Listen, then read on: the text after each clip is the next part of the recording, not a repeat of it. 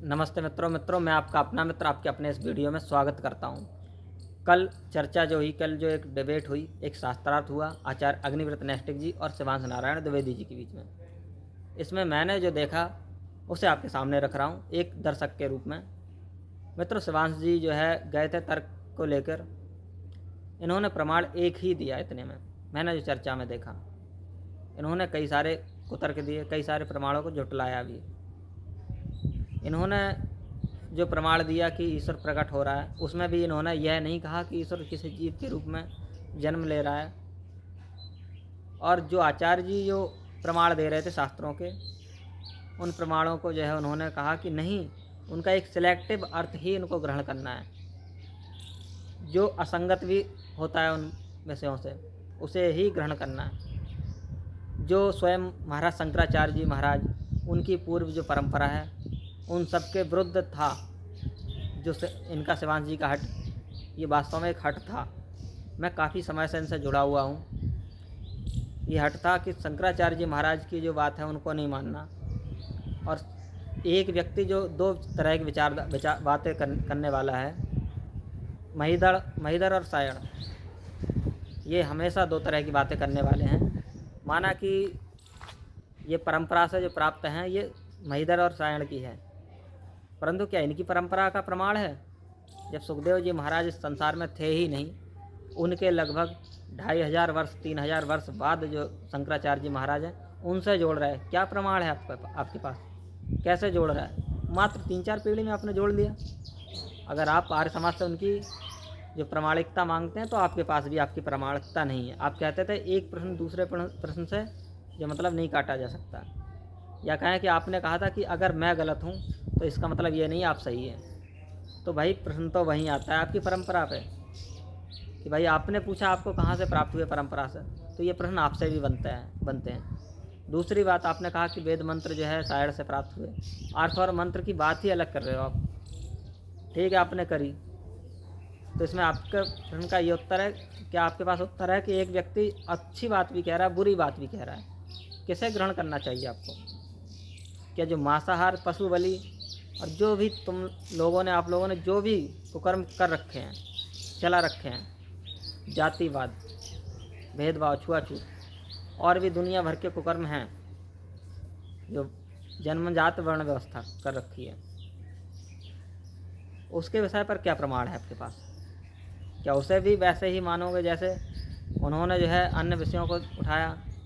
माना परंपरा से प्राप्त हुआ, तो वहीं परंपरा से प्राप्त होता है कि वर्ण जो है हमें चयन करने का अधिकार है, वर्ण योग्यता के अनुसार प्राप्त होता है।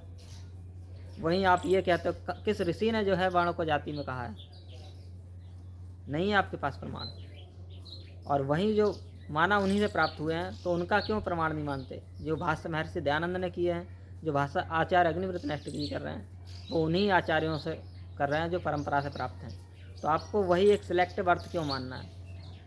आपकी एक दुकानदारी है, माना वो बंद हो जाएगी। आपका जो हट है, जो स्वयं की श्रेष्ठतावाद है, वो ख़त्म हो जाएगी इसलिए। और जब आपकी दाल नहीं गली, आप प्रायः ऐसा ही करते हैं। निर्भय आर्य से जब आपकी बात हो रही थी, न्याय दर्शन का उन्होंने प्रमाण दिया, आपके पास उसके विषय में जानकारी नहीं थी। ऐसा कोई बुरी बात नहीं है जानकारी नहीं होना, तो आपने उन्हें हटा दिया, वो भी आपका भागना ही हुआ, आपकी पराजय ही हुई। और यहाँ पे भी आपके पास जानकारी नहीं थी, आपने कहा आप अपनी माला जपो। भाई प्रमाणों से बात करते तो करने देते ना। आप कह रहे हो कि ईश्वर मल है, ईश्वर नाली है। क्या आप उन सूक्ष्म विषयों को जानते हो वैज्ञानिक स्तर पे, जिनकी बात आचार्य जी कर रहे थे? वो मॉलिक्यूल्स की बात कर रहे थे, वो आकाश की बात कर रहे थे, उन सूक्ष्म पदार्थों की बात।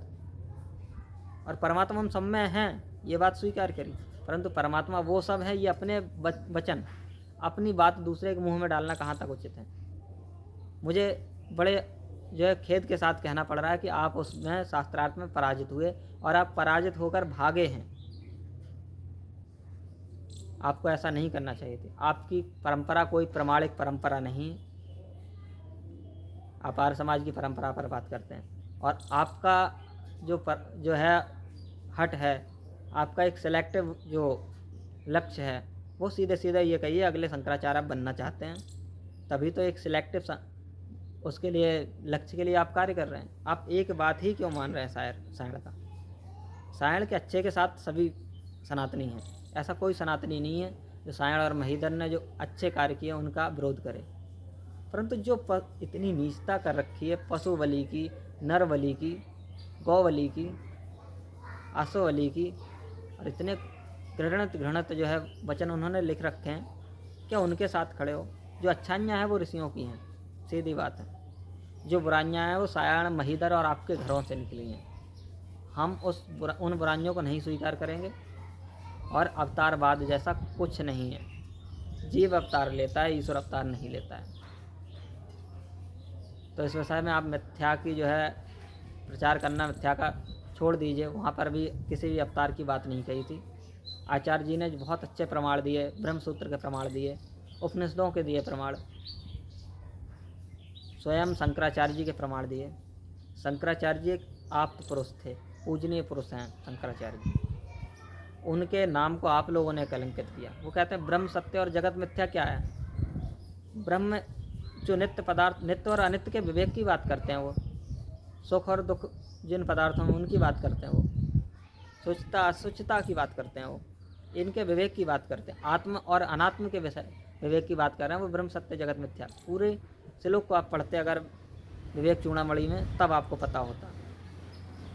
संभवतः आपने जो है परंपरा प्राप्त आचार्य मुख, गुरु मुख के विषय में आपने कहा, तो आपने जिन आचार्यों को पढ़ा है, जिन आचार्यों ने ये दिया है ये साहित्य, तो उसमें जो है योग, एक योगी के लिए स्वाध्याय भी परम आवश्यक है। शौच, संतोष, तप, ईश्वर प्रणिधान और स्वाध्याय, ये 5 नियम हैं एक योगी के लिए, जो अष्टांग योग में।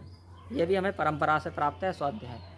कोई अपनी प्रातिभ बुद्धि से, कोई प्राचीन जो अपने पुराने संस्कारों से अगर ये सब प्राप्त कर रहा है तो उसमें क्या आपत्ति है?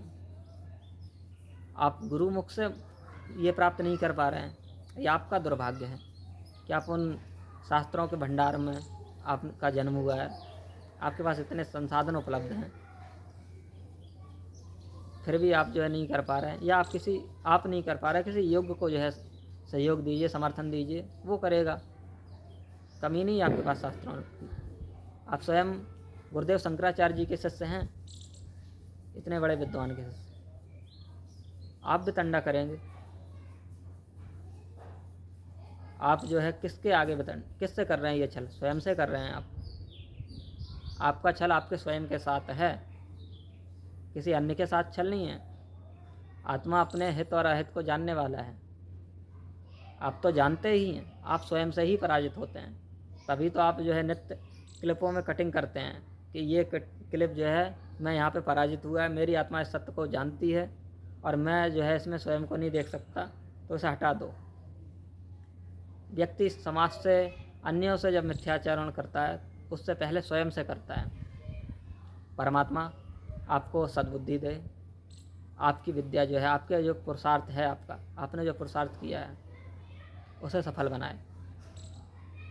ओम नमस्ते। जय श्री राम।